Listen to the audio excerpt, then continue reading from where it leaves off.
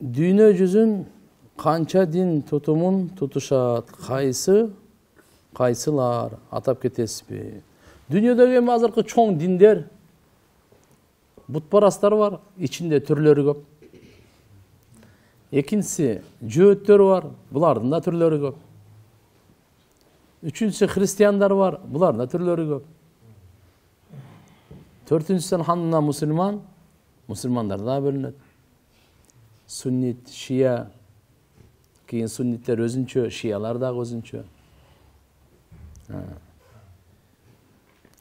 Бирок караңыздар, пайгамбарлар алып келген дин бир. Бардык пайгамбарлар алып келген. Анын негизи таухид. Курандын максаты да таухид. Таухид деген Алланы бир деп билүү. Пайгамбарыбыз башынан аягына чейин ушундай деп. Чүктү? Бизден алхамдулилля шиялар болсын, берки мазхабтар болсын, салафилер болсын, хизбуттар болсын, ашаира, матуридия, берки хамбали, малики канча болуп кеткен болсын. Бирок Алланы бир дегенде биз немебиз жок да, талашыбыз жок. Чүктүбү? Бардык Алланы бирди.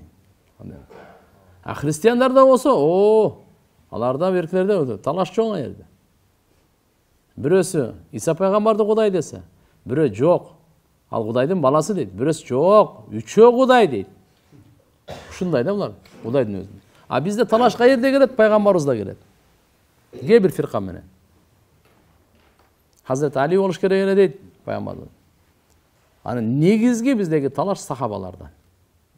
Абу-Бакр, Омар, Усман разияллаху анхудан. Төрт халифа пайгамбарыбыз өткөндөн кийин Абу-Бакр болгон, андан кийин Умар, анан Усман, анан Али болгон. Biz барын сыйлайбыз, барын разияллаху анху, баарыбыз көзүбүздүн карайгы. Шияга окшош эмеспиз. Шиялар Абу-Бакр, Омар, Усман радияллаху анхум, булар залымдар, Алиден алып койгон, анан булар мындай тигиндей деп, ошол жерден башталат. А тигилердики башка. А мушрик бутпарастар болсо, бул совсем жакындабайт бул. Өзүнүн колу менен жасап алып өздөрү сыйынып, сатып берет каласа. Чында ушундай кылып болот. Унутуп калат Кудайын. Ошоған болса, ошоған Кудай болса. Каалаган краскалап алып, каалаган кылып. Акыл жок болсо кыйын да. Иштетилген эмес да. Кудайым ушуну биз сактаган. Адам атабыз менен обо энебиздин канча баласы болгон? Канча көбөйгөн? Кантип көбөйгөн? Ошол убакта шарият уруксат болгон. Бири-бирине үйлөнгөн. Алла разы болсун. Эми ал жерде биринчи адам баласы таралуусу эле да. Бирок обо энебиз айтылат, эгиз төрөгөн. Бир уул, бир кыз төрөп турган да. Биринчи мисалы чогу төрөлгөндөр үйлөнсө болбойт эле. Чогу. Түнүктү бүгүн канчасы? Майдын 11-чи бе? 11-чи майда төрөлгөн эгиз, булар экөө эме кылса болбойт. Анан кийинки төрөлгөн бар го, алар да бир уул, бир кыз болот. Кийинки төрөлгөн уул мурунку кызга, азыркы төрөлгөн 11-инде төрөлгөн. А кийинки төрөлгөн кыз азыркы уулга ушундай скрещение. Ал убакта уруксат болгон да ошондой. Кабил менен Хабилдин ортосунда жаңжал ушул жерден болгон да. Адам алейхиссаламдын балдары Кабил, Хабил Куранда окуясы келет. Кабил деген катил, Хабил хади. Хабил деген иманды болгон. Ха менен айтылат Хабил. Ал иманды болгон. Кудайдан корккон. Алланын өкүмүнө баш ийген, атасынын айтканын аткарган. Кабил аткарган эмес. Сыноо ушундай болуп калган, Кабил менен төрөлгөн. Эгизекте буларчы. Ошол кыз сулуу болот да. Кабил айтат, буга мен үйлөнөм дейт. А шарият уруксат бербейт буга. А буга Хабил үйлөш керек. Эки ушундай болуп калат.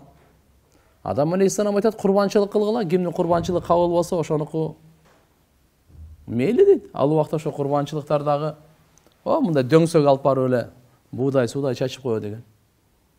Чымчыктар жеп кетеби, жебейби? Же асмандан бир чагылганбы, от түштүрүп күйгүзүп кетет экен да. А бунуку кабыл болот дагы, Кабилдики кабыл болбойт. Ачууланып келип өлтүрөм дейт. Сен мага эмне үчүн өлтүрөсүң? Бул менен эмес да. Иннама ятакаббалаллаху минал муттакин. Куранда аят. Алла Таала кабыл кылат экен. Таквалардан кабыл кылат экен. Бул Алланын кабыл кылуусу. Ачууланат. мен сені өлтірем дейді. Өзіңден дағы мені бардық күнәні сен аласың анда дейді. Қысқасы қандай ол болсын, қол сұнып шайтан азғырып тұрып өлтіреді дағы. Өлтіргенден кейін көмгенді білбейді. Бірінші адам өлтірген ошо өлтірген, Қабил өлтірген. Қантип көмгенді білбейді. Алла субхана ва тағала екі қарғаны ұшырады. Екі қарға ұрышып тұрып біреуін өлтіріп, жерді қазып тұрып көміп қояды. Бұға сауақ береді да. Охо, мен қарғачалық болып одым ба деп, шерменде болып өкініп, ай. Кейін анан кейін ошо жерге анан көмеді. Пайғамбар саллаллаху алейхи ва саллям айтады, қиямат күнге чейин қанша қан төгілсе, Қабилдин үлүшү ошого дейді. Эмне үчүн? Жамандыкты биринчи баштаган, ошого күнөө жазыла берет. Ушундан улам бир эреже бар. Ким бир жакшы шариатка ылайыктуу жолду баштаса, анын аркасынан канча адам түшсө, ошонун сообу бардыгы ошого жазыла берет. Ким бир жаман ишти баштасаң, аркасынан ошо жаман ишке канча адам түшсө, барды кыямат күнгө чейин күнөө сага жазылат да. Кудай сактасын.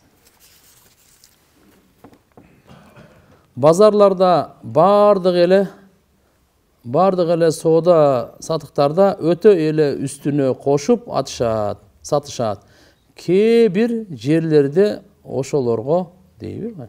Жана дагы мисалы устакана намаздарда ушуга окшогон жерлерде 5 мүнөттө бүтүрүп коет да, алган кызмат акысы чоң сумма.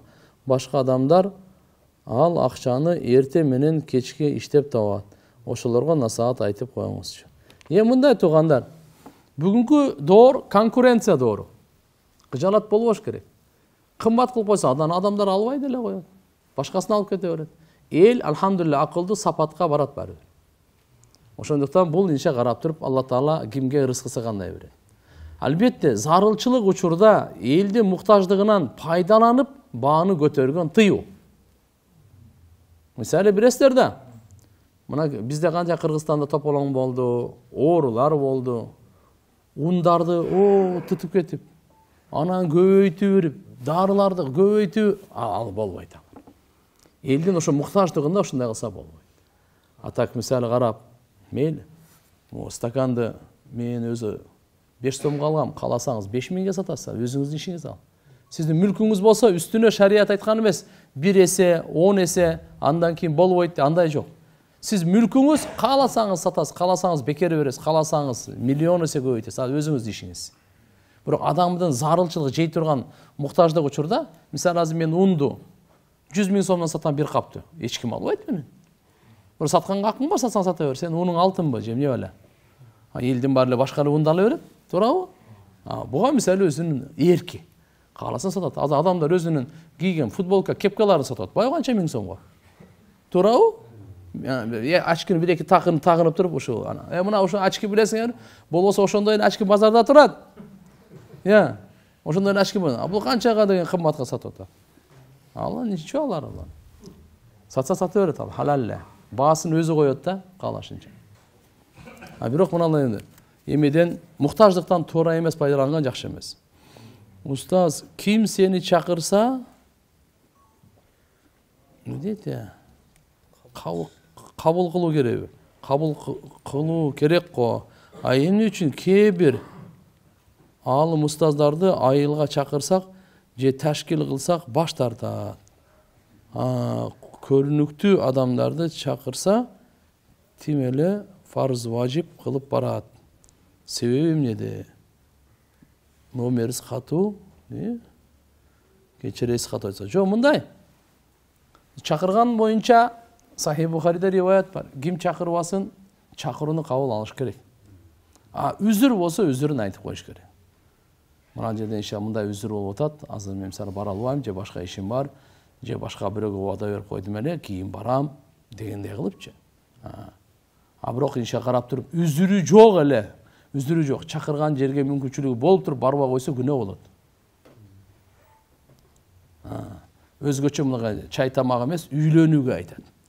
Мисалы бирөө үйлөнүп атат, сизди чакырды, ошо чакырганга жооп бергиле деп пайгамбар саллаллаху алейхи ва саллям чакырган жерге жооп бергиле деген да.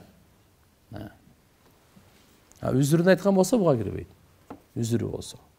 Дамла биздин инибиз ата келди уулу Михо дейби. Кырсыктап авария кыйналып жатат. дуа кылыңыздар. Михо деп дуа кылабызбы? Михо же башка? Алла Таала миша шифа берсин иншалла. Тугандарын Алла Таала шифа берсин. Жакшы болуп кетсин иншалла. Да чоң дуа кылабыз. Алла Таала өмүрүңүздө берекесин сурам. Индияда мусулман бир туугандарыбызды кыйнап кордоп жатат. Ошол себептен биз Кыргызстанда жүргөн индустарды, мусулман эместерди бир аз тарбиялоо кылсак болобу? Не дуа кылып тирибиз болот? Ал бөлөк, бул бөлөк да таксыр. Болбойт мындай. Андай кылбаш керек. Анан көрөк мисалы ушундай болсо дуа кылыш керек. Эгерде ушунчалык болсо мамлекеттин деңгээлине кайрылыш керек. Андай зулумду кылбагыла. Эл аралык уюмдар бар, ООН, адам укугун караган, аларга жана башкага. Бирок алар ал жерде уруп атса, анан биз бул жакта мындай кылсак, ал болбойт ал. Бул бечара бул бала бияк окуганга келген, башка жериндедир, башка бир. Ал менен тиешеси жоктур. А жерде 1,5 миллиардтан ашык адам жашайт. Канчасы айван, канчасы жырткыч мисалы, канчасы ким билет. Мени 1 жылдан бери албарысты басып келет. Акыркы күндөрү көп кыйначуу болду. Басып жатканда Куран окусам, катуу кыйначуу болду. Эмне кылсам болот? Алла разы болсун. Мындай кылыңыздар. Биринчиден дарат менен жатыңыз. Экинчиден тасбихай Фатима. Субханаллахны 33, Алхамдулиллахны 33, Аллаху акбарды 34. Эгерде билсеңиз, Алиф Лам Сажда Табарак сүрөсүн экөөнү окуңуз. Буларды билбесеңиз, анда Фатиха жана чар кул. Макулбу? Кул я айюхал кафирун, Ихлас, Фалак, Нас. Ихлас, Фалак, Насты окуп атканда 3төн окуйсуз, колуңузга дем салыңыз. Деп, макулбу? Башыңыздан шашылбай, бетиңиз колуңузга кайерге чейин жетсе, мына алды жак, арка жак бардыгына, жан баш, буттун учуна чейин сылап. 3 жолу. Андан кийин уйкунун дуасын окуңуз, вообще кыжалат болбо. Иншалла. Жаткан жериңиз бирок таза болсун. Простыня, төшөк таза болсун. Ал жерди таза кылып туруп иншалла. Кыбланы карап жатыңыз. Кудай кааласа эчтеке болбойт. Албарысты вообще унутуп калат сизди. Макулбу? Иншалла. Гына ушуларды неменде? Амал кылыш керек, амал кылыш керек. Анан коксу кээде ушундай делде басса, Аят-аль Курсини окуй бериң, кайталай бериң. Башка сүрө эмес, Аят-аль Курсини кайталай бериң. Кээде ушундай албарысты да акылдуу да тилиңи басып сүйлөтпөйт да, ой менен окуй бериңиз, пачага чыгып кетет. Түшүнүктүбү? Эч албарысты жин шайтандар да көзгө көрүнбөгөндөр көп да. Алла Таала маруза кылды. Роббана атина фид дуния хасана ва фил ахирати хасана.